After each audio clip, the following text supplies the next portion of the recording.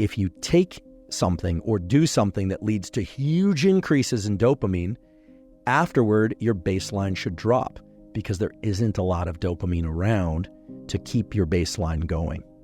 Discover the key to lifelong motivation with Andrew Huberman as he delves into the science of dopamine and its role in achievement.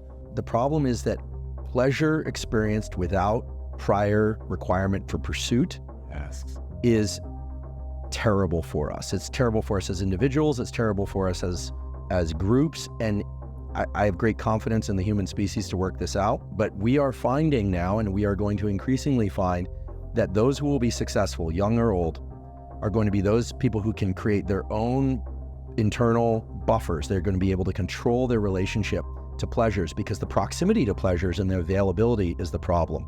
If you look at the increase in use of drugs of abuse or prescription medication, which at least at the first pass deliver pleasure, pain relief, the whole issue with the opioid crisis, and dopaminergic drugs like Ritalin, Adderall, there is sometimes is a clinical need, but tons of people are taking those recreationally now or to study. Huge dopamine increases are what those cause.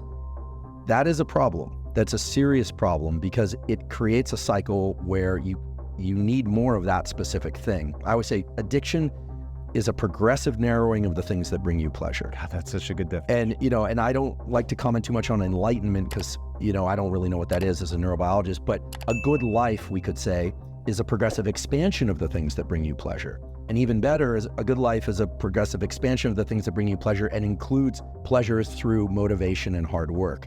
And understanding this pain-pleasure balance, whereby if you experience pain and you can continue to be in that friction and exert effort, the rewards are that much greater when they arrive. Huberman explores the neuroscience of motivation and how dopamine drives us to pursue and build. Learn to balance celebration and anticipation to sustain your motivation in life's pursuits. We all feel good when we are achieving things, but oftentimes we are feeling good because we are layering in different aspects of life, consuming things and doing things that increase our dopamine. We're getting those peaks. But afterward, the drop in baseline occurs, and it always takes a little while to get back to our stable baseline. We really all have a sort of dopamine set point. And if we continue to indulge in the same behaviors or even different behaviors that increase our dopamine in these big peaks over and over and over again, we won't experience the same level of joy from those behaviors or from anything at all. Now, that has a name. It's called addiction. But even for people who aren't addicted, even for people who don't have an attachment to any specific substance or behavior, this drop in below baseline after any peak in dopamine is substantial, and it governs whether or not we are going to feel motivated to continue to pursue other things. Fortunately, there's a way to work with this such that we can constantly stay motivated, but also keep that baseline of dopamine at an appropriate, healthy level. I talked about a friend who I've known a long time. It's actually the child of a friend who has basically become addicted to video games. He decided, actually after seeing that episode with Anna, to do a 30-day complete fast from phone, from video games, and from social media of all kinds. He's now at day 29. He's really accomplished this. Not incidentally, his levels of concentration, his overall mood are up. He's doing far, far better. What he did is hard. In particular, the first 14 days is really hard. But the way that you replenish the releasable pool of dopamine is to not engage in these dopaminergic seeking behaviors. Because remember, typically people arrive at a place where they want to stop engaging in these behaviors or ingesting substances when that dopamine is depleted, when they're not getting the same lift. In his case, he was feeling depressed. He thought he had ADHD. They were starting to treat it as ADHD. And certainly there are people out there who have ADHD, but what he found was that his levels of concentration are back. He does not need to be treated for ADHD. And actually the psychiatrist wondered if he did prior to this video game social media fast. He's feeling good. He's exercising again. I'm not making this up. This is really a very specific but very relevant example of how the dopamine system can replenish itself. Of course, if there's a clinical need for ADHD treatment, by all means pursue that. But I think a lot of ADHD does go misdiagnosed because of this depletion in dopamine that occurs because of overindulgence in other activities and the drop in baseline. So for anyone that's experienced a real drop in baseline who has addictive tendencies, whether or not they're behaviors or substances, that is always going to be the path forward, is going to be either cold turkey or through some sort of tapering to limit interactions with what would otherwise be the dopamine evoking behavior or substance. One of the basic questions I have about addiction is, we hear that certain drugs are more addicting than other drugs or certain behaviors. We also hear that we can become addicted to anything. When Anna Lemke was on this podcast, I said, what's the most unusual addiction you've ever seen? And she talked about a patient who sadly committed suicide at some point later, that she told us had been addicted to water, to drinking of any kind, first alcohol, but then water eventually. And so my question about addiction in the dopamine system is, let's pick a drug like cocaine. I've never done cocaine, but people who have done cocaine tell me that it feels very good. And one of the more salient features of the cocaine high is that it comes on very fast and it ends pretty quickly too. Understanding dopamine's role in motivation, Huberman advises leveraging the craving and work cycle, finding satisfaction in the pursuit itself. He reveals how smart individuals manage their celebrations internally, avoiding extreme emotional highs and lows, ultimately sustaining an infinite well of motivation for life's goals and achievements. What about the more typical scenario? What about the scenario of somebody who is really good at working during the week, they exercise during the week, they drink on the weekends? Well, that person is only consuming alcohol maybe 1 or 2 nights a week, but oftentimes that same person will be spiking their dopamine with food during the middle of the week. Now, we all have to eat, and it's nice to eat foods that we enjoy. I certainly do that. I love food, in fact. But let's say they're eating foods that really evoke a lot of dopamine release in the middle of the week. They're drinking 1 or 2 days on the weekend.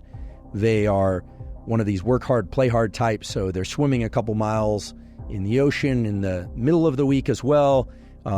They're going out dancing once on the weekend. Sounds like a pretty balanced life as I describe it. Well, here's the problem. The problem is that dopamine is not just evoked by one of these activities. Dopamine is evoked by all of these activities. And dopamine is one currency of craving, motivation, and desire and pleasure. If you looked at dopamine simply as a function, as a chemical function of peaks and baseline, it might make sense why this person, after several years of work hard, play hard, would say, yeah, I'm feeling kind of burnt out. I'm just not feeling like I have the same energy that I did a few years ago. And of course, there are age-related reasons why people can experience drops in energy, but oftentimes what's happening is not some sort of depletion in cellular metabolism that's related to aging. What's happening is they're spiking their dopamine through so many different activities throughout the week that their baseline is progressively dropping. And in this case, it can be very subtle. It can be very, very subtle. And that's actually a very sinister function of dopamine, we could say, which is that it can often drop in imperceptible ways, but then once it reaches a threshold of low dopamine, we just feel like, we can't really get pleasure from anything anymore. What used to work doesn't work anymore. So it starts to look a lot like the more severe addictions or the more acute addictions to things like cocaine and amphetamine, which lead to these big increases, these big spikes in dopamine, and then these very severe drops in the baseline. Now, of course, we all should engage in activities that we enjoy. I certainly do. Everybody should. A huge part of life is pursuing activities and things that we enjoy. The key thing is to understand this relationship between the peaks and the baseline and to understand how they influence one another. Because once you do that, you can start to make really good choices in the short run and in the long run to maintain your level of dopamine baseline. I'm approaching this only through the lens of biology, right? I'm not a psychologist, and I'm certainly not political in any way. At least I have ideas about politics, but I just don't discuss them publicly. But the idea here is that, I'm not saying pornography as a stimulus is bad or good. What I'm saying is it, in its availability and its extreme forms, it's a very potent stimulus, and very potent stimuli of any kind, extremely palatable food, extreme pornography, extreme experiences like bungee cord jumping those set a threshold for dopamine release. And Anna will tell you that, and I'm sure she did, that the higher the dopamine peak, the bigger the drop afterwards. And it's not that you drop to baseline, you drop below baseline. So again, it's not, these things aren't good or bad, they just have to be controlled in a way, because when people are pursuing dopamine peaks over and over and over and they aren't getting them, typically it's because they've been pursuing that activity far too often. I mean, in theory, all the things that we're talking about with pornography could be superimposed onto food, or could be superimposed onto real sex, right? That one also has to be cautious there, right? But the cycling back and forth between dopamine and low dopamine states, dopamine fasting as it were, but maybe just low dopamine states, these are natural rhythms that exist in the nervous system. We have to remember what the dopaminergic system is there for. I'll say it again, I wasn't consulted at the design phase, but we know as a generic form of motivation and pursuit, you can imagine the human or the animal that's hungry or thirsty. It needs energy to go pursue the thing. So the idea that you have to eat in order to get energy, that's true, but you need energy in order to get the thing to eat. So our nervous system has energy also, that's dopamine and epinephrine. Yes, we use glucose and glycogen, et cetera, when we're pursuing things, but the idea here is you're pursuing something and then either by smell or by sight, you think you're on the right track. So you go down that track and then, there it is. You get some berries, or you get, let's get prehistoric about this, or you get to kill the prey and eat it. And then it gives you energy to continue this pursuit or to reproduce. I mean, there's a reason why humans and other animals seek out reproduction, is that every species, but certainly humans, have two innate desires built into them. Whether or not they decide to actualize this or not is the desire to protect young and make more of its own species. Every successful species does that. Even if people don't have children, in general, people care about children because of what they represent. Very few people dislike children. I mean, there are a few mutants out there that dislike children, but you always worry about those kinds of people. Any human being that is immersed in these dopamine circuits too much, or who gets too much pleasure without having to pursue it first and really work and actually experience pain, pleasure, ratcheting back and forth along that climb, because it wasn't just dopamine like this for you, it was probably pain, pleasure, pain, pleasure, pain, pleasure, pain, right? They're always proportional to one another. So anyone that does that, it has a tremendously hard time accessing pleasure. They can't do that. And we often think about the extremes of addiction, and those are really severe, but we also have to think about the more subtle forms of something we really love, but indulging in it just a little too often so that it no longer has that edge. There have been really good studies of people who jump out of airplanes with parachutes.